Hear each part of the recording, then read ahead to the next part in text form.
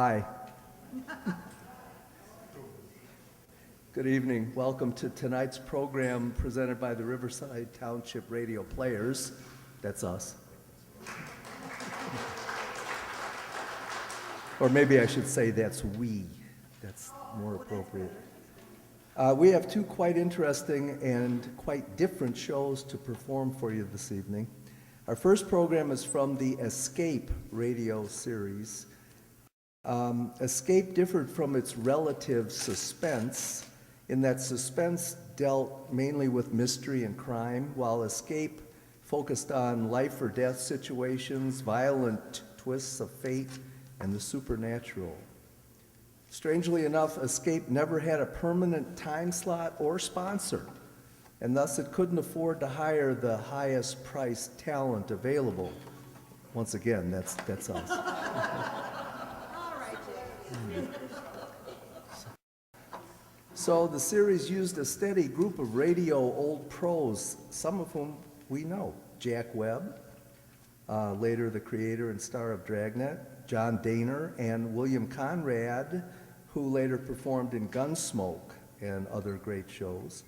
The show we're going to do tonight is called The Fall of the House of Usher, based on the short story written by... Yeah, very good. Edgar Allan Poe. And as you probably remember, Poe wrote very scary stories, and this is one of the scariest, so settle back and be prepared to be terrorized.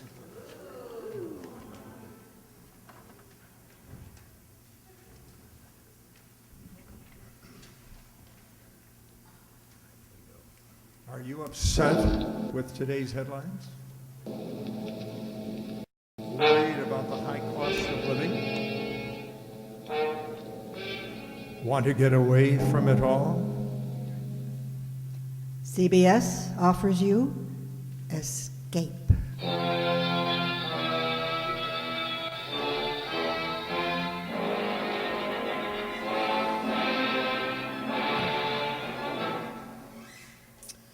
You are the friend of a man living in death, confidant of a ghoul,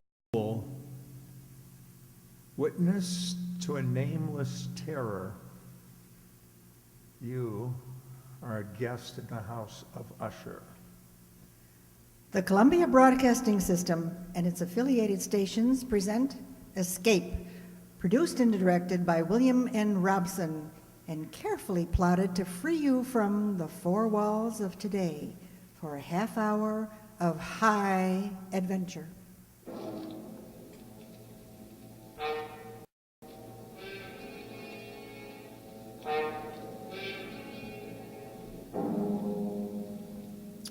Tonight we escape to a gloom-shrouded moor and a house where dread holds sway as Edgar Allan Poe recounts it in his famous story, The Fall of the House of Usher.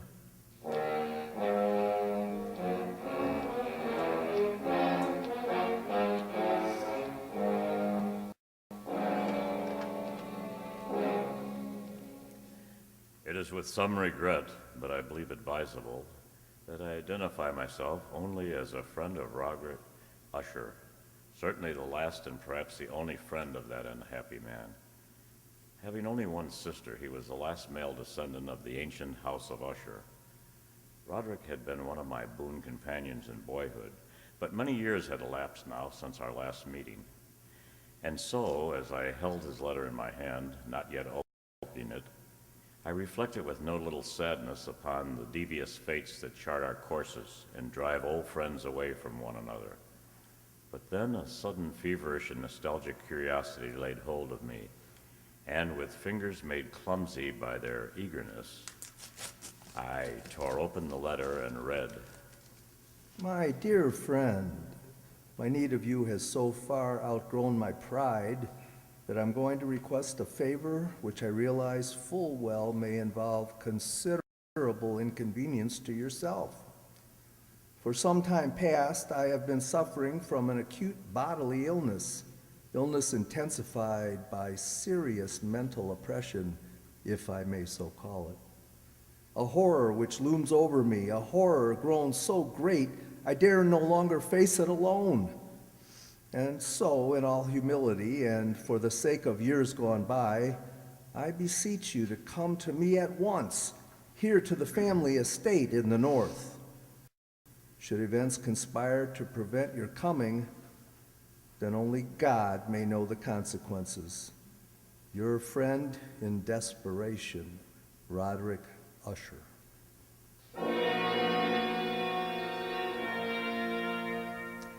And so it happened that at the end of a dull, dark, and soundless day in the middle of October, I found myself, as the shades of evening drew on, within view of the grim and melancholy house of Usher.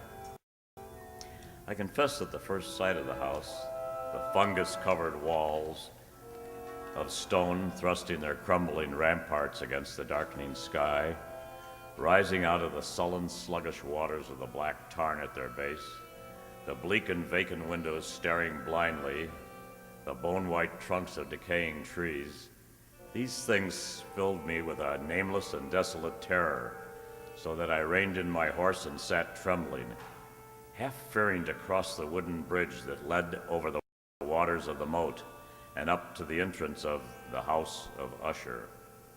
Then, impatiently, I shook off this strange feeling of dread and was, an instant later, clattering over the wooden bridge and onto the courtyard. I dismounted quickly, tossed my reins to the silent lackey who approached, strode across the gravel and up to the massive wooden portal, the door of the house of Usher. Good afternoon. My name is... I know you're the friend of Master Roderick. Please come inside, sir. Thank you, but may I inquire how it happens you know me? You may have been expected for some time, sir. Yes, true, but also I'm a stranger to you and could be some other visitor. That could be anyone other than the friend whom Master Roderick expected, sir. Would be impossible. You see, no one else would ever come to this house. Then I followed his stately footsteps through many dark and intricate passages. My earlier foreboding heightened and was made fearful by the somber aspect of the hallways by which we passed, the many unused rooms reaching out with their vast emptiness like some hideous jungle creeper. But at length we stood before the door of the master's studio, and there the servant left me, departed and left me to go in alone. The man across the room, half reclining on the couch, his back turned toward me, did not hear the opening of the door. For the space of several heartbeats, I saw only the deathly pale and ghastly sunken features of a stranger. Then only with difficulty could I recognize behind that mask my boyhood friend. For surely under light of heaven, no man had ever before so terribly altered in so brief a time as had Roderick Usher. Oh, my friend, you've come at last. Thank God you did come. Oh, Roderick, did you not know I would? Could you not be sure that no long years would ever dim the friendship we shared in our youth? So many things have dimmed. Youth. It seems so long ago. But now you're here and we'll find it, relive it all over again, every glorious moment of it. And all these shadows, all these gibbering phantoms that haunt me, they'll be driven out. And then the sun will shine again, and we'll be young again, and we'll... Roderick. But forgive me, my friend. My excessive joy at the sight of you after so many years drives me into a frenzy of talk. How many years has it? No matter. It is enough that you are here and brought with you all the lost, all the happy days of my boyhood. But I had expected from your letter to find you in serious straits. Indeed, instead you seem in the best of spirits. Well, you have the right to know. But in all frankness, here in your presence, I find it difficult to credit important those things which only yesterday filled me with terror.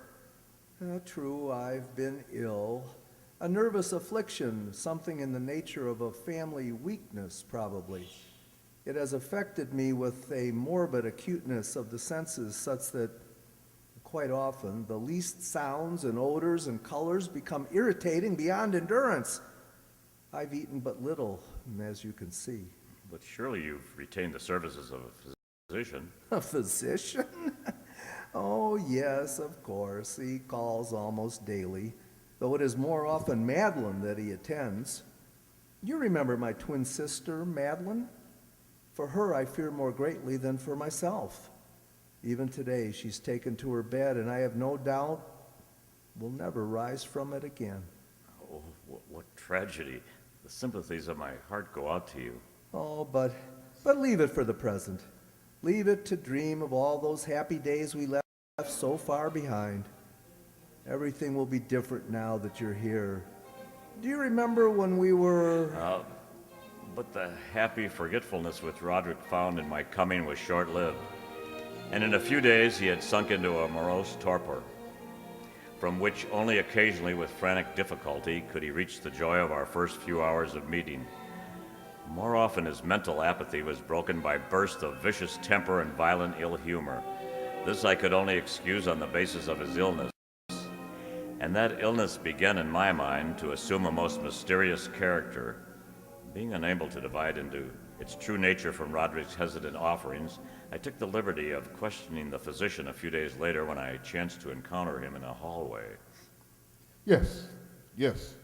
She's resting as well as might be expected. But she continues to decline. Is that not correct, Doctor? That would seem to be the case. And the malady, the illness which has stricken her, is it the same as that which affects her brother Roderick? I may venture that it is. Might I inquire the nature of this illness? As to that, I am unable to say. You imply then, that I have no right to the information. Not at all. I am confessing to you quite simply, sir. I do not know what afflicts Madeline and Roderick Usher.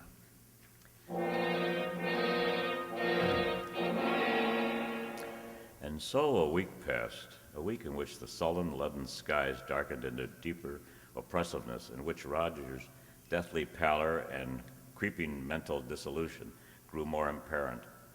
A week in the monstrous atmosphere of this ancient mausoleum began to crawl insidious within my own consciousness, stirring into life a formless, unknown dread. Then, one evening, we were sitting in the vaulted studio while the first shadows of the night began to flow together into pools of darkness. Roderick had been unusually troubled during the day and had been trying to find some solace by playing on the violin. Of a sudden, there came a knock upon the door. Stop it! Stop that infernal pounding, do you hear? Do you wish to drive me completely mad? Open the door and come in. Come in. It's the doctor. Well, what is it? What do you want? Master Usher, I regret that I must say this, but it is my sad duty to inform you that your sister Madeline is no longer living. Madeline? My sister? Then she's dead? She breathes no more. Dead? And perhaps, my dear doctor, you can tell me what caused her death. Unfortunately, I can only take refuge in the term heart failure. Heart failure? Yes, of course. Very well, doctor. If you will be kind enough to wait, I'll come down directly and discuss the arrangements. At your service. I bid you good afternoon, gentlemen. Roderick, I assure you of my deepest sympathy. You do? Your deepest sympathy? The doctor regrets his sad duty? Are you fools, both of you fools? I don't understand. Haven't you seen it yet? Can you not feel it about you? The horrid, monstrous, brooding spirit of this accursed house? Can't you hear its evil laughter as it lurks in the hallways and grows fat upon the soul of my dead sister? Roderick. Can't you see that it matters nothing to me that she's dead? that I myself walk but a few steps behind her into the same shadows of hell? Can't you sense those hideous tentacles even now reaching out for me? For me! Oh, now the last living, if it be living, the last living descendant of the accursed house of Usher.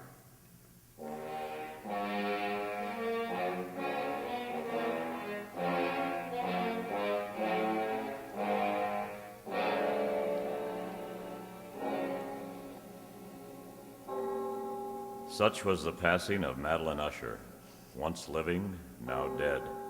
And her very death, untimely in its aspects, bore to my trembling soul a portent of events yet more hideous, more horrible, and yet to come.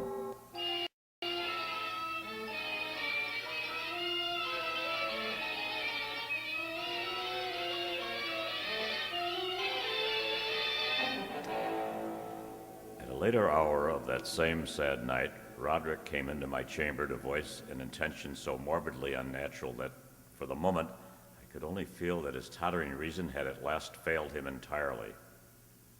Then you refuse? But Roderick, this is madness. I tell you, before this night is over, the coffined body of my sister shall rest in the vault beneath this house, and if you will not help me, I shall do it myself. But why?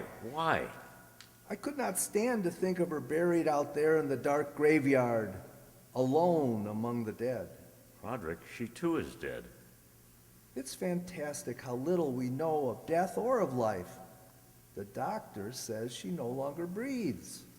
She is dead. She was so lovely, was my sister. Roderick, I must keep Madeline near me. nothing but evil could come of such an act. I can trust no one but you, not even the physician himself. He hates us because he can't discover what it is that kills us. Even he might steal the body of my beloved sister, and he might learn our secret. You understand, don't you, my friend? Yes, Roderick. Yes, I understand.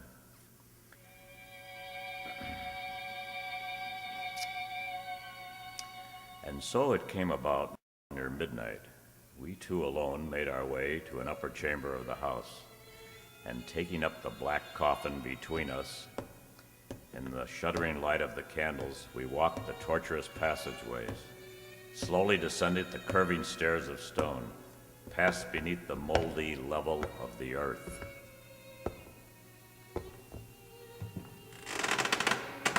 Forced open the massive and age-rusted door of iron and stood at last with our ghastly burden in a subterranean, dank and musty crypt underneath the house of Usher. Over here, my friend, on these trestles. Now a trifle higher with the head. There. Oh, may you sleep in peace and dream, sweet sister, from I who tread the same path soft behind you. Come, Roderick, the thing is done. Oh, wait. Stay a moment. We've not yet to fix the coffin lid. See? I've left it loose so it can be turned back. No, I beg you. I'll ask farewell no more. Look, is she not beautiful? Yes, she was very beautiful. Was? Yes. Yes, of course. The look of her confused me. But do you not see it too? The warm glow of the cheeks, the eyes shut softly, those lips half parted? Does it not seem that she may rise up and speak to us at any moment? This gruesome place inspires those morbid fancies. Morbid fancies? But now dead she seems to live, and living seems already dead. Man, you seek out madness. You court it with your very thoughts.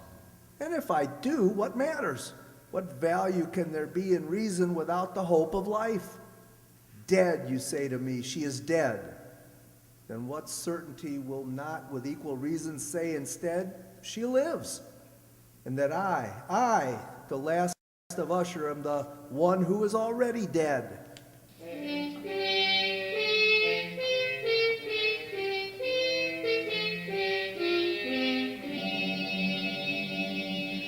I prevailed upon my friend at last to leave that mournful place, And so, with grim finality, we secured the open lid, picked up our flickering candles, and departed from the crypt, leaving it alone with its darkness and death.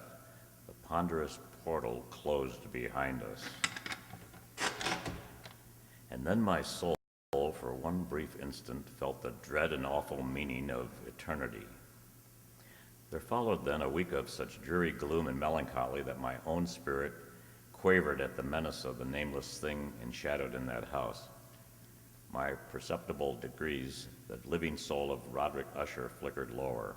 More ghastly grew his pallor, more tremulous the extremity of his terror. The 8th day following the death of Lady Madeline fell upon the last day of grim and gray October, and brought with it, as the curtains of night descended, the fitful breath of a rising tempest. An easy gust of sodden rain and the sound of sullen thunderous rumbles bore of the dim flares of sheet lightning somewhere behind the lowering squall. I retired at a late hour, but found sleep impossible. At length, overpowered by some strange presentiment of evil, I found my reposeful inaction no longer endurable, and so I arose, threw on my clothes in haste, and fell to pacing the floor of my darkened chamber. Then in one instant, a soft sound from the blackness froze my steps in paralysis of terror. The latch of my chamber door was being lifted from without. Who is it? Who is it, I say? It is I, Roderick. Oh, Roderick. What are you doing up and about at this hour in pitch blackness? Wait, let me light the candles. No, I am quite used to darkness. I heard your footsteps and knew that you must be awake even as I was. But can it be that you've not seen it? I don't understand. I've seen nothing. Then stay. You shall see it, even as I've seen it for these past 2 hours. Wait, I'll throw open the casement window. There. Look!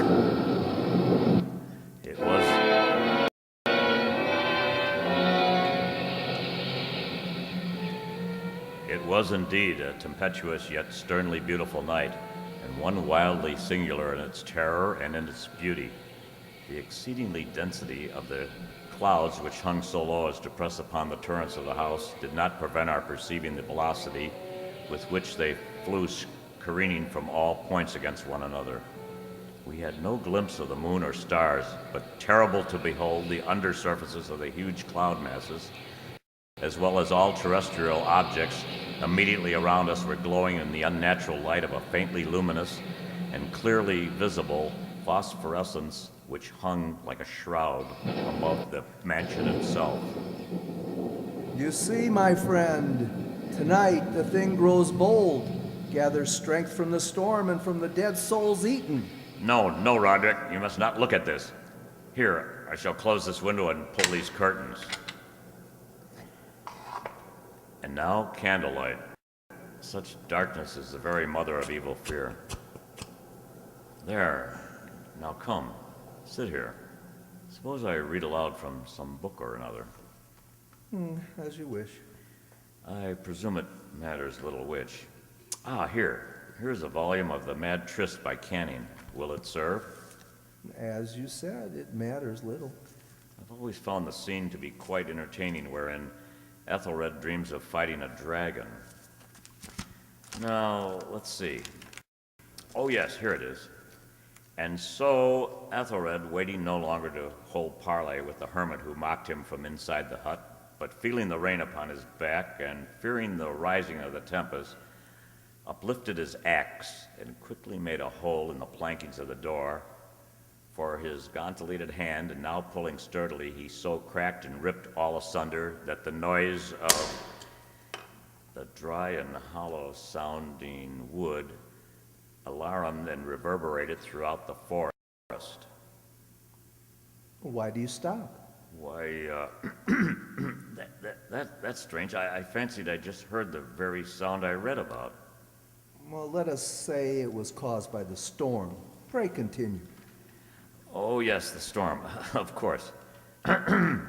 But Ethelred, upon entering the door, was amazed to perceive no sign of the evil hermit, but instead a dragon of prodigious and scaly demeanor, which sat on guard before a shield of shining brass. And Ethelred uplifted his axe and struck the head of the dragon, which fell before him with a shriek so hard and harsh, like hereof was never before. What sound is that? Sound? The shriek of a dragon, my friend. Read on. Very well. And now the champion, bethinking himself of the shield of brass, approached across the silver floor to where the shield hung upon the wall. But the shield, not waiting for his coming, loosed and fell upon the silver floor. And with a great... Roderick, I tell you, something moves within this house. That sound, it reverberated throughout the very walls. Can you tell me how you did not hear it? Hear it now? Oh, yes, I hear it and have heard it long moments, hours, many days have I heard it, yet I dared not speak. But why? Do you not know we put her living in the tomb? I tell you now, I heard her first feeble movements in the coffin many, many days ago, and I felt that it mattered little, but now she comes to upbraid me for my haste. And that last dread sound, yes, I heard it, the opening of the metal door to the crypt beneath the house. Now she comes here. Have I not heard her footsteps on the stair? Do I not distinguish the heavy and horrible beating of her heart? Madman that I am! I tell you that she now stands without that door. But even now she opens it. There, in the flickering light of candles, in the gloom and curtained doorway, stood the shrouded body of Lady Madeline. For one shuddering instant she swayed there. Then, as Roderick uttered a single piteous cry, she fell upon him in violent and now final death agonies and bore him to the floor, a corpse. From that chamber and from that mansion, I fled aghast, out the massive portal, over the causeway into the night. Suddenly there shot along the path a wild light. Then I looked back in heightened terror, for the vast house and its shadows were alone behind me. The baleful gleam came from the setting, full and blood-red moon, which now shone vividly through a widening crack in the walls of the house itself.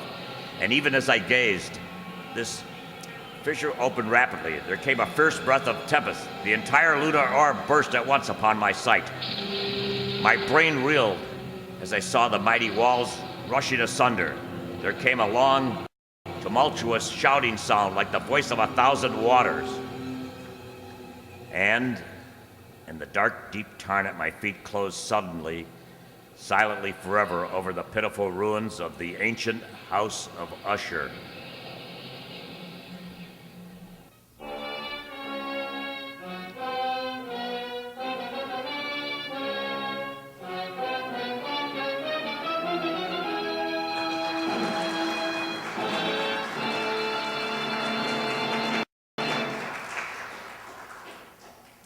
Escape is produced and directed by William N. Robson.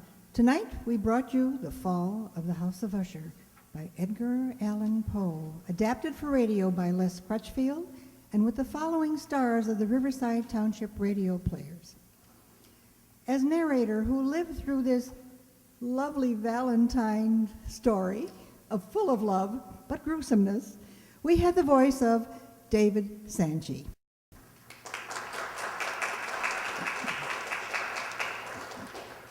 And as the man full of brotherly love, though just a tad delusional, he was brought to you by Jay Summerfield. Others in tonight's cast were the physician, as played by Andre Dixon, and the valet, in reality, Walt Kovalik.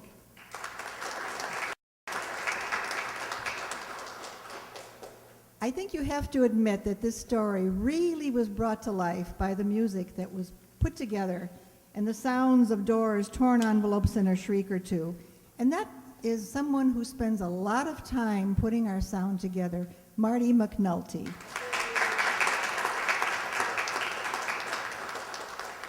And completing this broadcast were the words of the opening announcer, Roger Morris.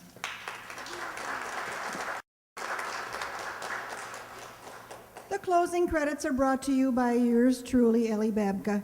I really wanted the part of Lady Madeline, but alas, she didn't even have one line. Just a murderer, and who could blame her? So anyway, now, here are a few words from this month's RTRP director, who is magically revived from being Mr. Usher, the corpse, and will now calmly and sanely let you in on tonight's second show. Jay?